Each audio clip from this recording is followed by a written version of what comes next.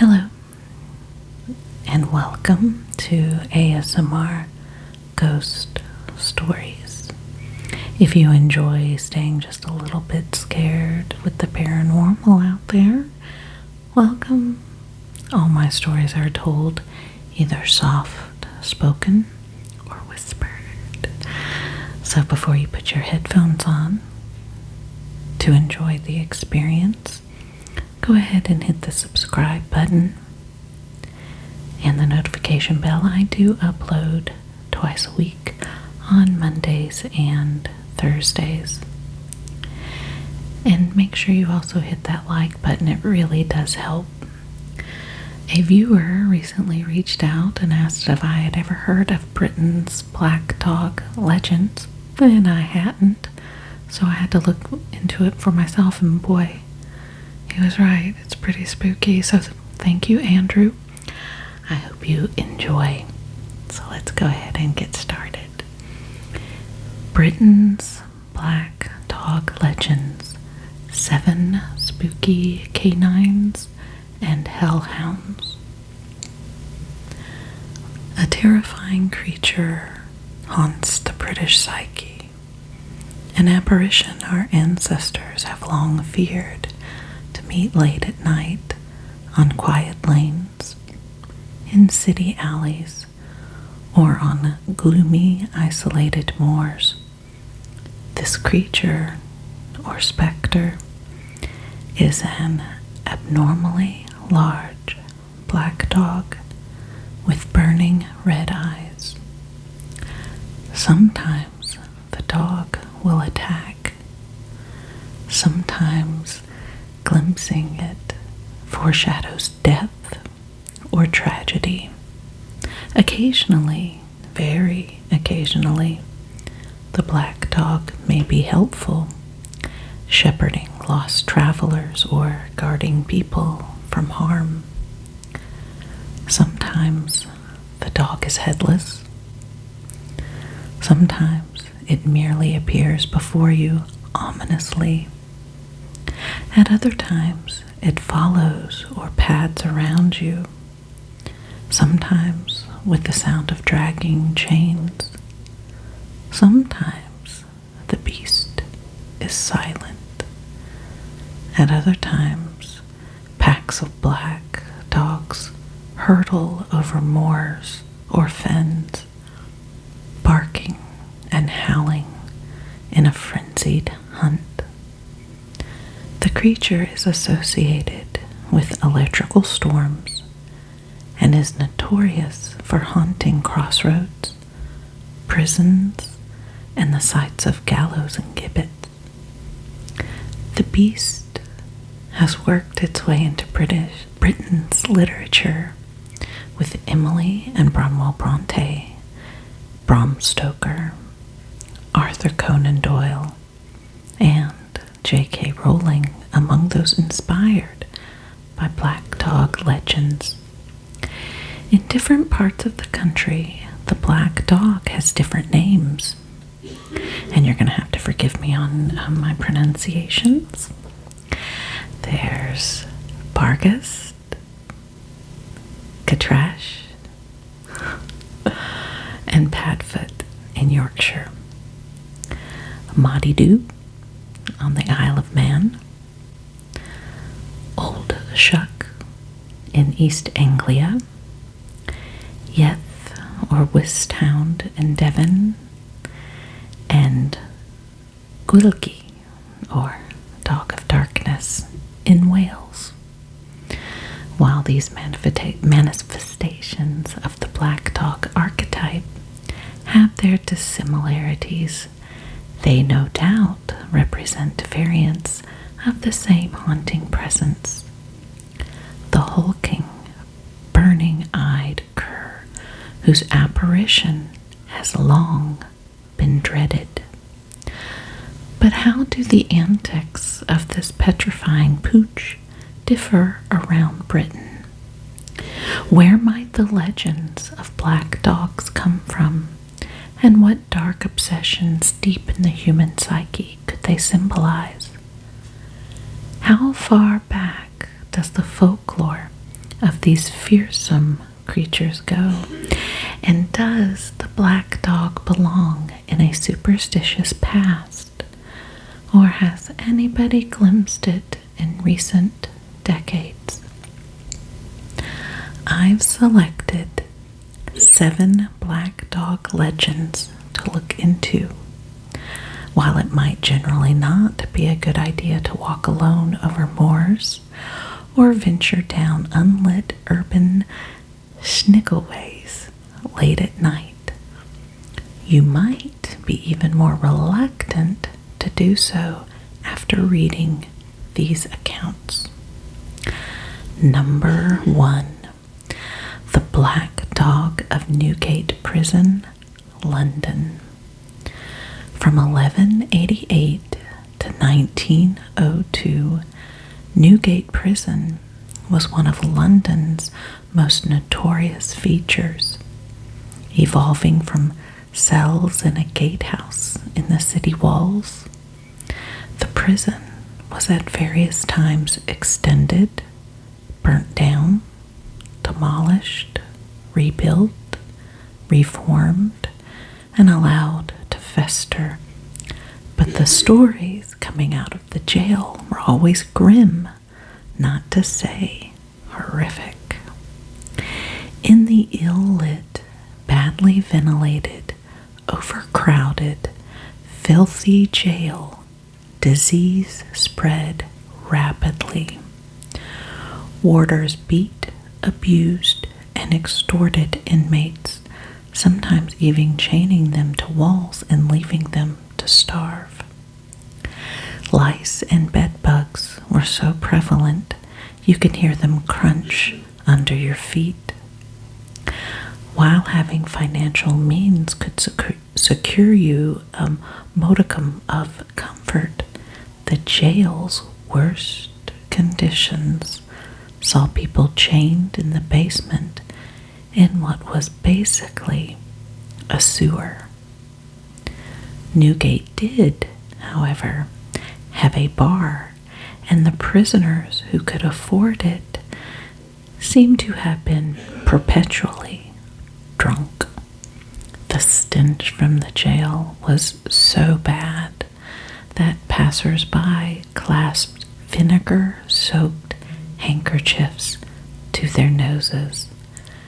Newgate was demolished in 1904, and the Old Bailey now occupies most of its site, though some cells are preserved in the cellar of a nearby pub. It's perhaps inevitable that such a sinister institution evolved its own black dog legend, with its canine ghost darkly symbolic of centuries of suffering. The story goes that in the reign of Henry III, which is 1216 to 1272, a scholar accused of sorcery was sent to Newgate to await trial. Unfortunately for him, his imprisonment coincided with a terrible famine that was sweeping through England. A famine so bad it had prompted some inmates of Newgate to resort to cannibalism. The weedy scholar, unable to defend himself, soon fell victim to these depraved inmates and was unalived, dismembered, and gobbled up. Shortly afterwards, prisoners began seeing the specter of a huge black dog padding the jail's corridors, a specter they became convinced was the sorcerer come back to take revenge on those who'd eaten him. Sure enough, the dog began to hunt down and consume those responsible for that crime. The remaining prisoners who'd scoffed the sorcerer were so terrified they plotted to break out of the jail and managed to escape by unaliving some guards.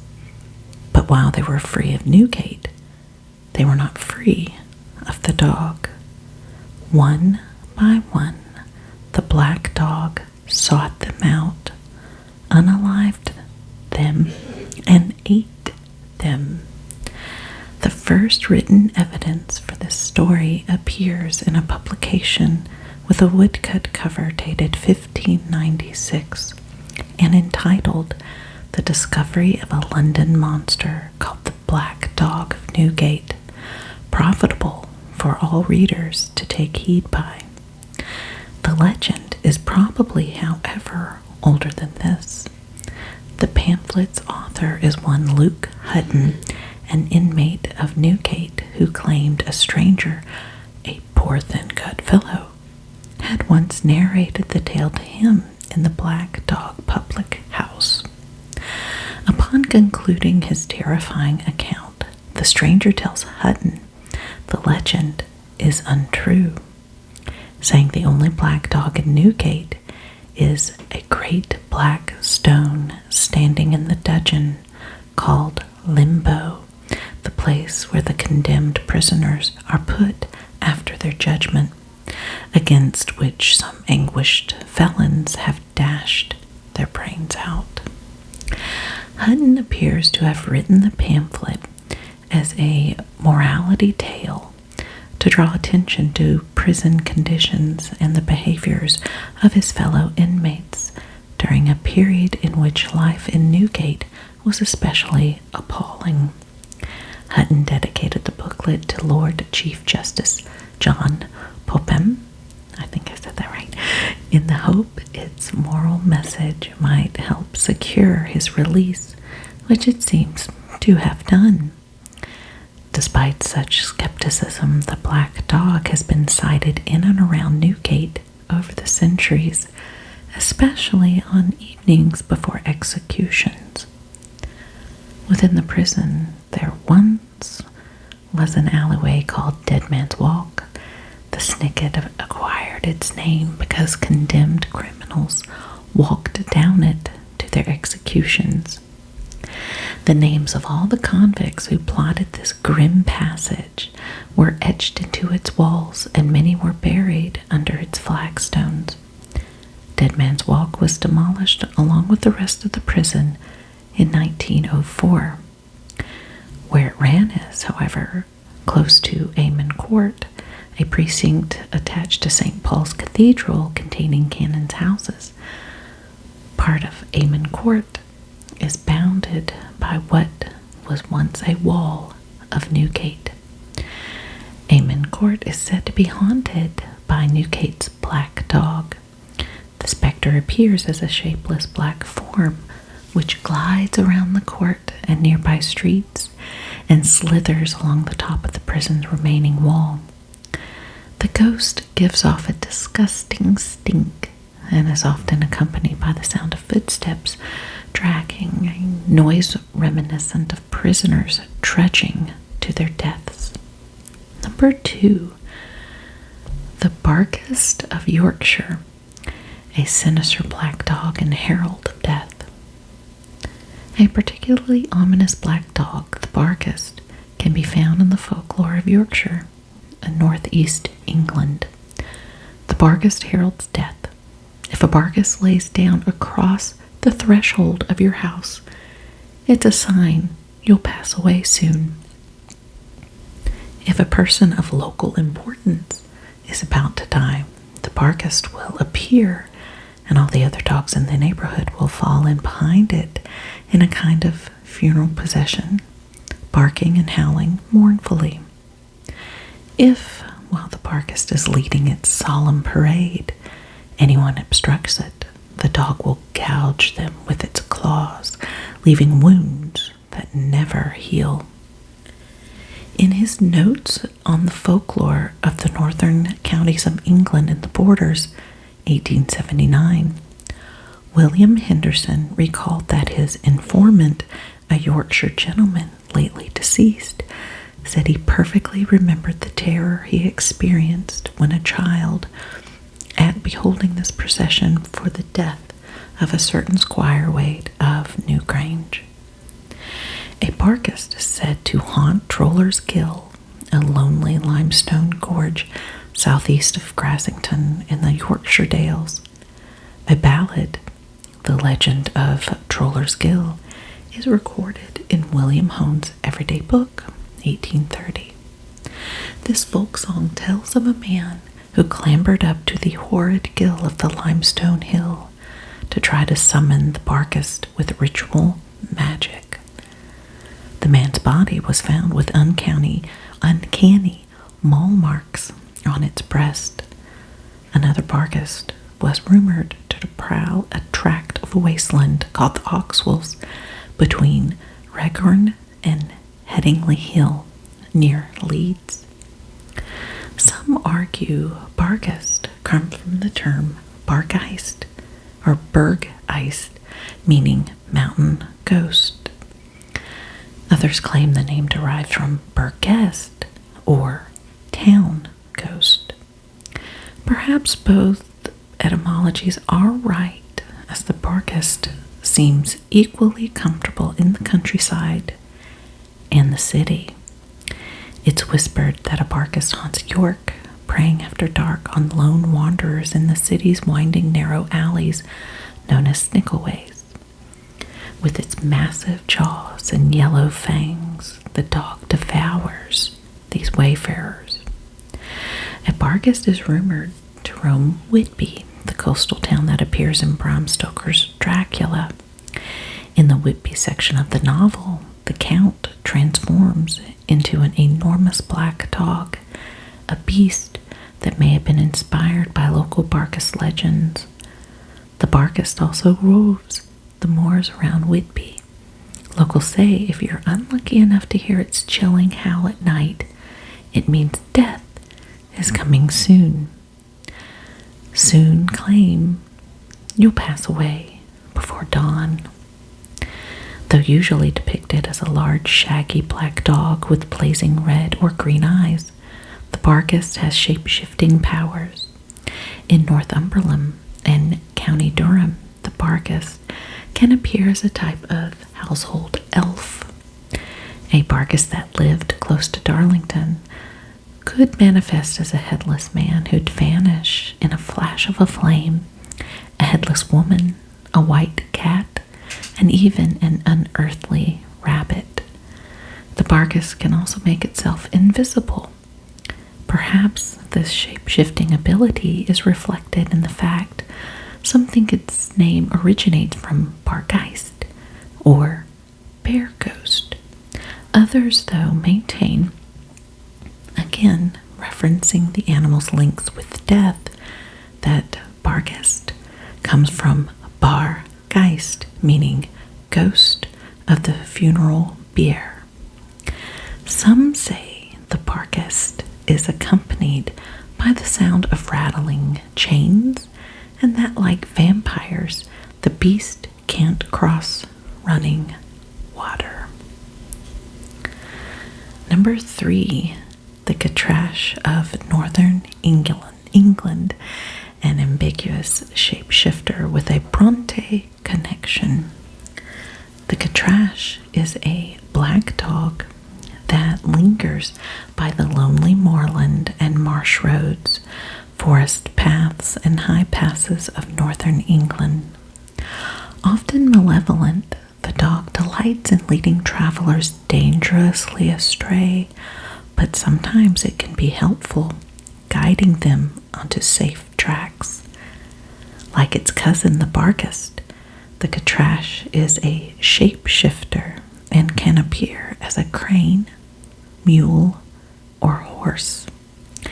In its equine aspect, the Catrash is known in Yorkshire and Lincolnshire as the shagfowl, a phantom horse, mule, or donkey with burning eyes. In this form, the creature is utterly wicked. The Catrash could be partly a personification of the dangers that plagued travelers in the days of substandard unlit roads, highwaymen, and unreliable maps and methods of transport. The Catrash, again like the Barkist, can be a portent of doom, according to the English dialect dictionary, the Catrash could adopt the guise of an evil cow whose appearance was formerly believed in as a sign of death. The most famous mention of the Catrash, and possibly the first ever committed to print, occurs in Charlotte Bronte's Jane Eyre. Before Jane's first meeting with the Byronic hero Mr. Rochester, out in a lonely country lane, she's reminded of the spooky tales she heard of this black dog.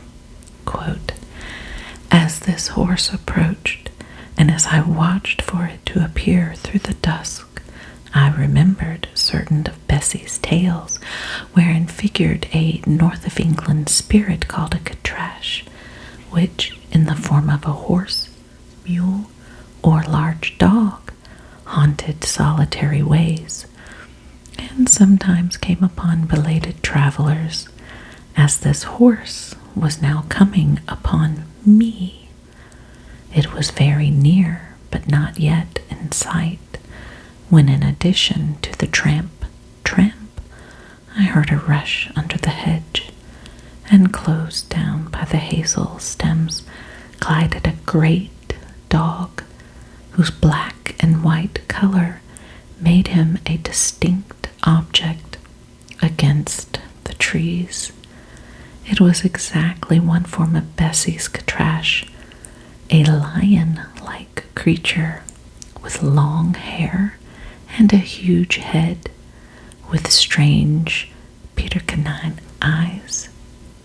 The horse followed, a tall steed, and on its back a rider.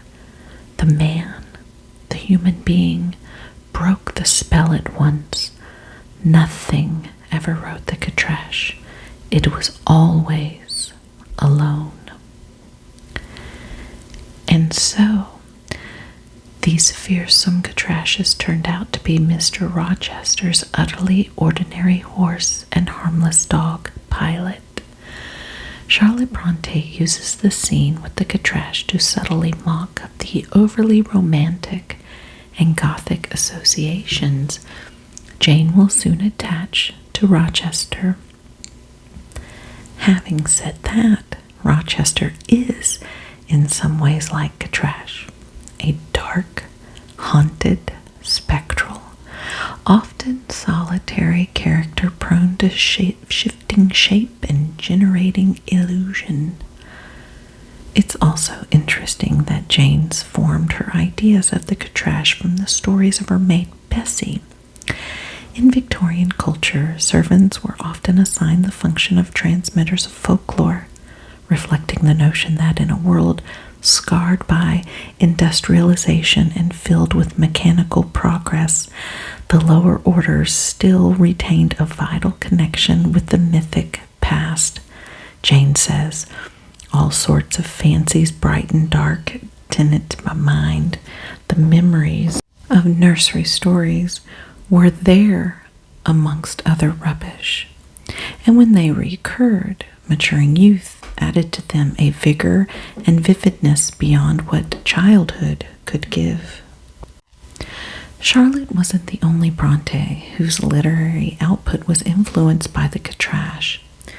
Branwell's Bronte wrote a short story called Thurstons of Darkwall.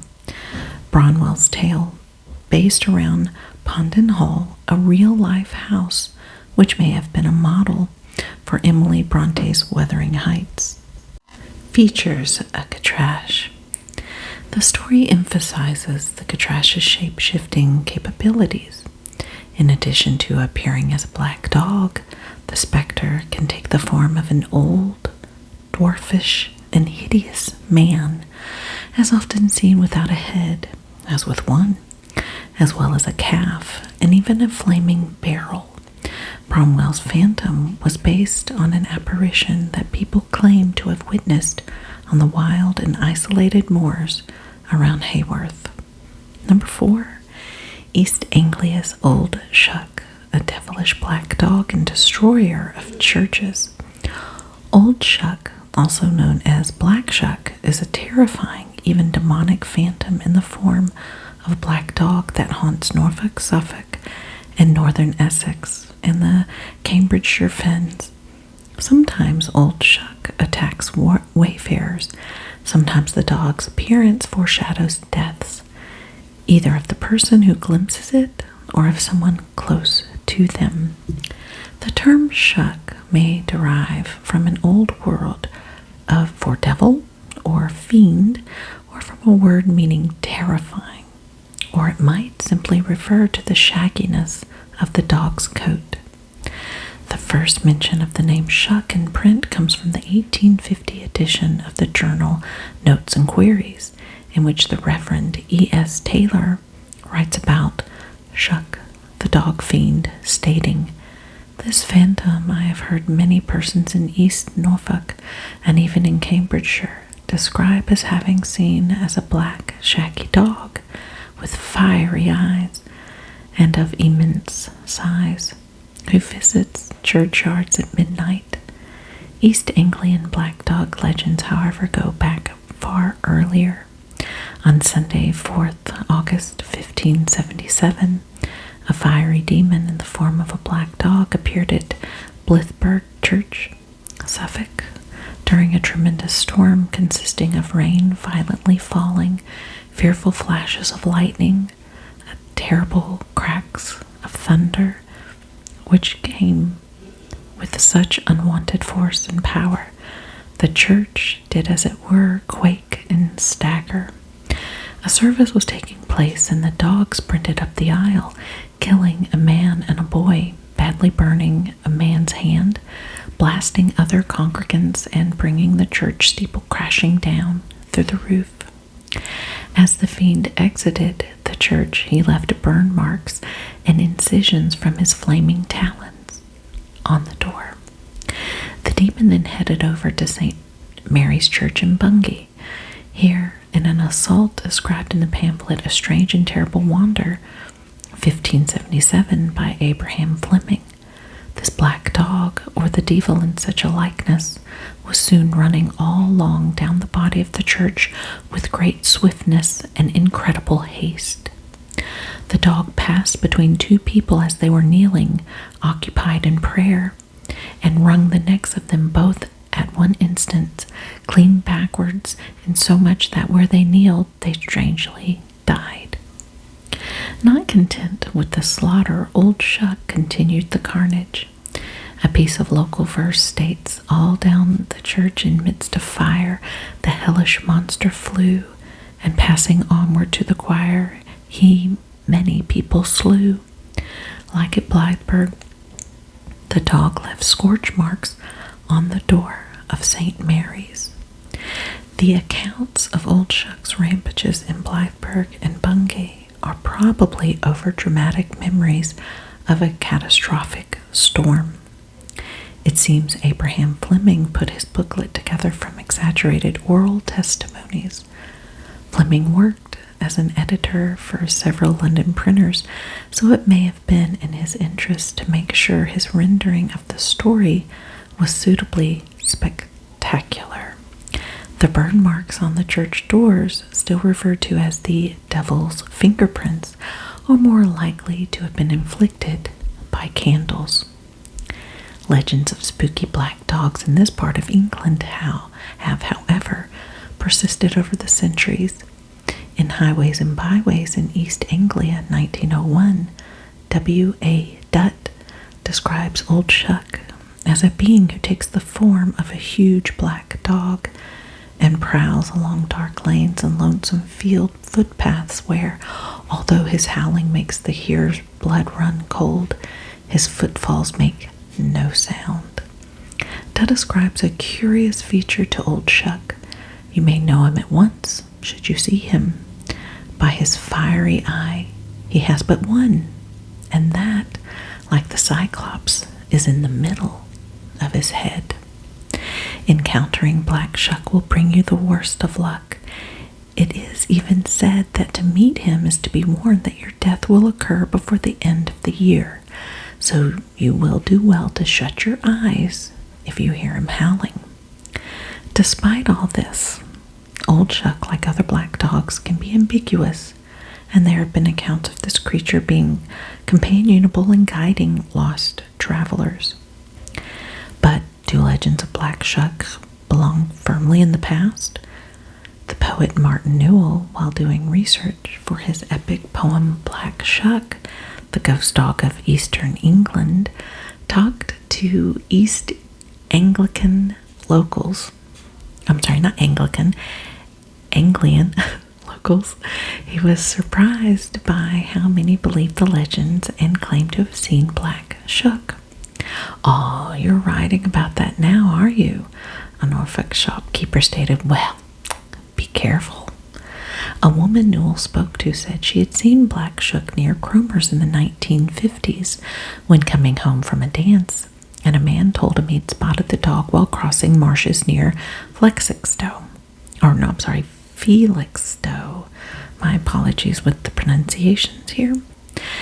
Newell also found a newspaper article from the 1930s about a midwife who, cycling on a winter night near the Essex village of Tolshant, Darcy, had been followed by Old Shuck.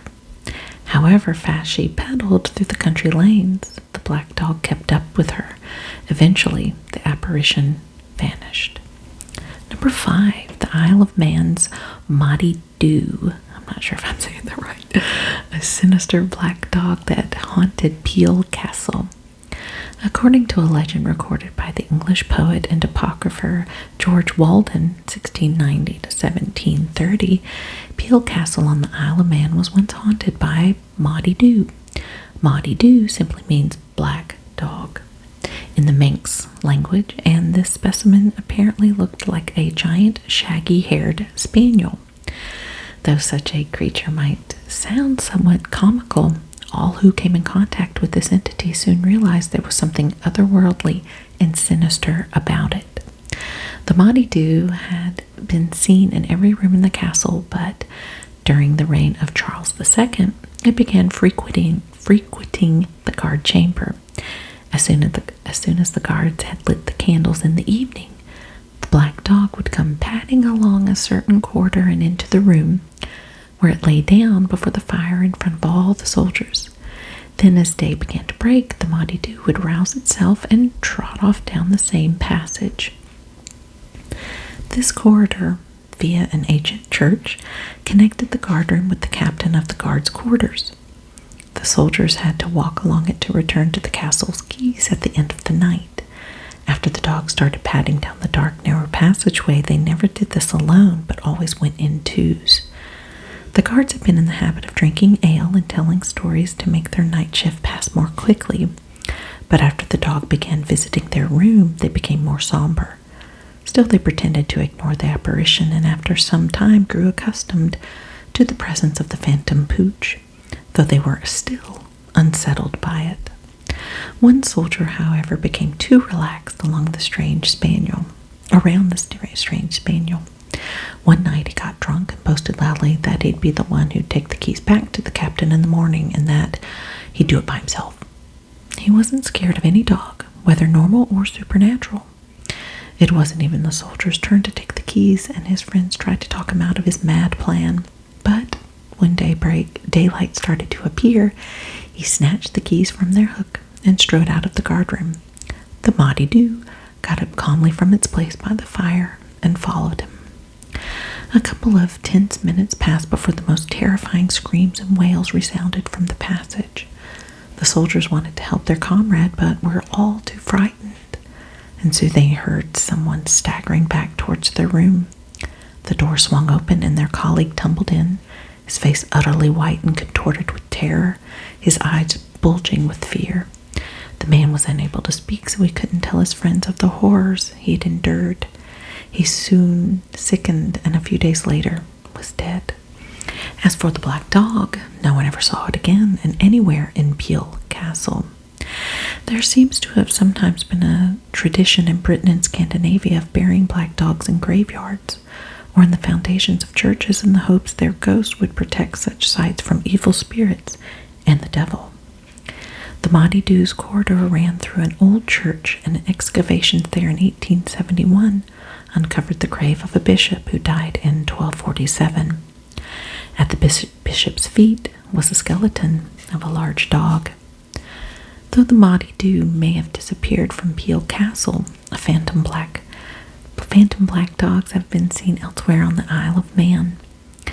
A black dog that haunts a field near Balmada is termed an ordinary Maudie Dew, in contrast to the headless variety, one of which is said to appear in a farm lane in Ballygilbert Glen. A Maudie Dew, which, according to some, is as big as a calf and has burning plate-sized eyes, has been spotted in Milton Corner on the outskirts of Ramsey. Number 6, the black dogs of the Southwest, Yethhounds, Wisthounds, and the Devil's Dandy dogs, and the Hound of the Baskervilles. Devon folklore states that the large black dogs known as Yethhounds are the souls of children who passed away before they could be baptized. The Yethhound, which is headless, wanders through the woods at night, howling. Another species of Devon black dog is the Wisthound. Though some regard them as similar to Yethhounds, they are more sinister. They hunt in packs across Dartmoor, and it is rumored the huntsman is the devil himself. Wisthounds are said to haunt Wistman's Wood, a spooky high-altitude tangle of moss-covered oak trees, as well as the area surrounding the Dewerstone, an Iron Age hill fort on a rocky outcrop above the river Plym. Is it Plym or Plime? Any mortal dog who hears the horrendous howling of the Wisthound soon dies. A different Devon legend claims the spirits of Sir Francis Drake, as a punishment for his obsession with the occult, is forced to drive a black hearse coach through the night between Tavistock and Plymouth. Headless horses pull the coach, which is followed by demons and black headless hellhounds. This story could be a variant on the wild hunt motive, in which a mythological figure leads a band of phantom huntsmen and yelping spectral dogs. Those who in various places are made to lead the hunt, usually as a penalty for some sin, including Cain, the devil, King Arthur, King Herod, Odin, and Herne the Hunter. The black coach could be viewed as a relatively modern addition to the ancient archetype. Yet another piece of Devon black dog folklore tells of an aristocrat named Richard Cabell. Cabell, a monstrously evil man and a squire of Buckfastleigh on Dartmoor's southern fringe, is, among other crimes, rumored to have murdered his wife and sold his soul to the devil. When he died, local people were relieved, but they soon realized they were far from free of his wicked squire. Cabell had been an obsessive hunter, and it seems he saw no reason why death should interfere with his enjoyment of his pastime. On the night of his burial, a pack of ghostly black dogs came across Dartmoor to stand howling at his tomb. Cabell's ghost began leading these dogs in his own version of the wild hunt over the moors at night, especially on the anniversary of his death.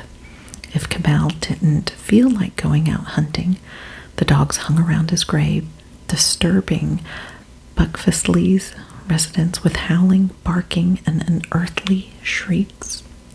Determined to quiet Cabell's evil soul, his neighbors laid a heavy slab over his grave and built a prison-like mausoleum above it, a plan which appears to have been successful. Even to this day, Buckfastleigh's youngsters dare each other to stretch their arms through the mausoleum's barred window and touch Cabell's tomb, while hoping his wicked spirit won't seize them. Some say Arthur Conan Doyle heard about this legend while visiting a friend in the area, and that this prompted him to write his Sherlock Holmes mystery, The Hound of the Baskervilles. Apparently, Baskerville was the name of one of the coachmen of the house he stayed at. Set mostly on Dartmoor, the book tells the story of a devilish dog, an enormous coal-black hound, but not such a hound as mortal eyes have ever seen, that has for many years haunted the aristocratic Baskerville family. This haunting began as a punishment for the debased behavior of Hugo Baskerville, a character with similarities to Richard Cabell. The dog appears just before the deaths of the family's heirs, deaths which are disturbingly premature. It's not clear, however, how such apparent influences square with Doyle's own statements. When asked about the origins of his novel, Doyle said, "My story was really based on nothing, save a remark from my friend Fletcher Robinson that there was a legend about a dog on the moor connected with some old family." Bertram Fletcher Robinson, a Daily Express journalist, explored Dartmoor with Doyle, supplying him with the local legends and accounts of Devon oddities. Doyle paid him a third of the profits from the serialization of the novel in gratitude. Some, on the other hand, claimed the influences for The Hound of the Baskervilles came from outside the Southwest. Doyle once holidayed in Norfolk near Cromer, an area where legends of Black Shuck are well known. During his trip, he stayed at the pre-Gothic Cromer Hall, which in many ways matches Doyle's fictional Baskerville Hall. Another possible source of inspiration was Crossley's Park in Oxfordshire. The gates to this estate feature statues of hellhounds with spears through their mouths, while another fearsome dog can be seen above a lintel on the front of Crossley's Park house. This estate was owned by the Baskerville family, and a daughter, Florence Baskerville, married one of Doyle's friends. Perhaps all of these things came together with the legends Doyle's heard in the Southwest to inspire his idea of a hellhound haunted family.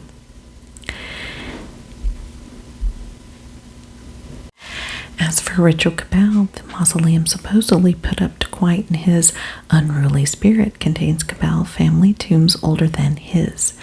It's unlikely, therefore, to have been built after his death. Cabell is unlikely to have killed his wife, as she's mentioned in his 1671 will. If we travel further west, we'll find black dog legends in Cornwall. Black dogs in that county have been known to haunt tumuli, lonely roads, and the scenes of tin mining accidents. Dark-colored canines also featured in Cornish versions of The Wild Hunt. The vicinity of the village of St. Germans is haunted by a pack of dogs that belong to a wicked priest named Dando. Dando was a keen huntsman who regularly committed the sacrilege of hunting on the Sabbath. He was also a heavy drinker, who, after one Sunday hunt, declared that if his companions couldn't give him enough booze, he'd go to hell to get it. A strange huntsman stepped forward and offered Dando a drink before seizing and dragging him down to the netherworld. Dando's dogs can still be heard on Sunday mornings, running after game or seeking their lost master. Another legend, sometimes confused with that of Dando, concerns the devil's dandy dogs. Satan himself is in charge of his pack, and his dogs are not just phantoms, but genuine flame-breathing hellhounds. This terrifying hunt roams the moors, and any travelers who hear it are urged to kneel and pray that the dandy dogs don't come in their directions. Black hellhounds are also rumored to pursue Jan Tregeagle, a damned soul who escaped from hell. Jan is said to have once haunted the eerie Doesmary pool high on Bottom Moor, where on stormy nights his shrieks could be heard along with the howls of the infernal dogs chasing them. Number 7, the Church Grim, a guardian spirit in the form of a black dog. Legends from Britain and Scandinavia state that certain churchyards are haunted by the Church Grim, a spirit that usually appears as a large black dog. Rather than being a malevolent entity, the Grim protects the churchyard from all who would desecrate it, including vandals, witches, warlocks, thieves, and even the devil. A tradition apparently once maintained that the spirit of the first person to be buried in the churchyard would be tasked with guarding it. In Scotland, the last person buried in a cemetery would have to be its guardian until a new interment took place.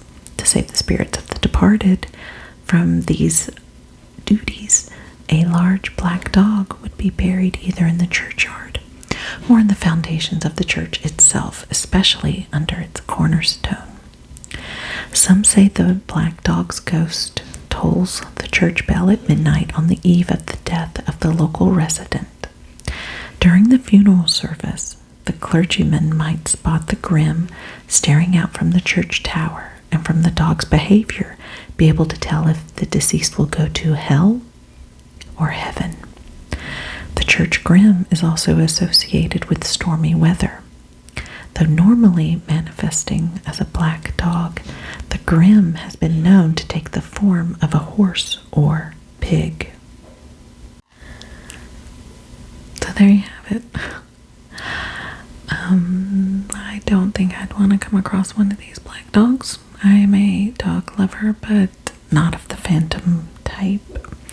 Thank you, Andrew, again for your recommendation. This was pretty cool. And there are many stories about the phantom black dogs. So, again, very, very interesting. So, I hope you all enjoyed today's story. It was a long one and thoroughly enjoyed it. Have you encountered any black dogs?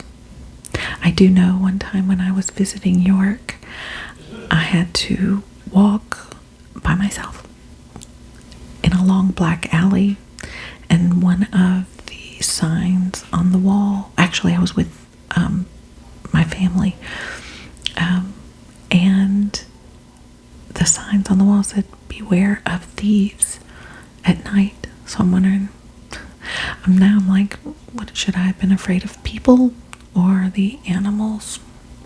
So that did scare me, and it was probably the last time I really ran.